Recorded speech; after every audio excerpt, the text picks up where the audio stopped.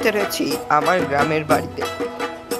এখন চলুন আজকে আমার গ্রামের বাড়িটা একটু ঘুরে আসি। এটা হচ্ছে মুরগির ঘর।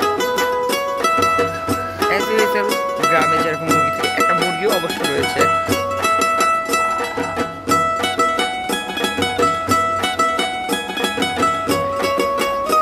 এটা হচ্ছে পচা ডোবা। এই ডোবা থেকে ডেঙ্গু মশার আবাসস্থল। এখানে রয়েছে একটা বাদাম গাছ, আর রয়েছে আম গাছ। ওই দেখুন একটা দেশি মুরগি, এই দেখুন গরু, বাছুর ছানা,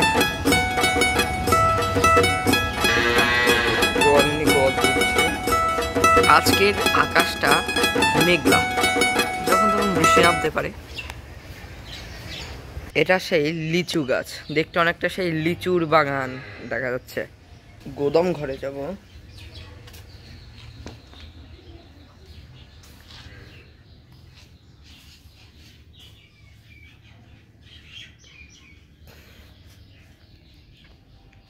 তো আজকের এই ভিডিওটা কেমন লাগলো সবাই ভালো থাকবেন, সুস্থ থাকবেন। আসসালামু আলাইকুম, থ্যাংকস ফর ওয়াচিং।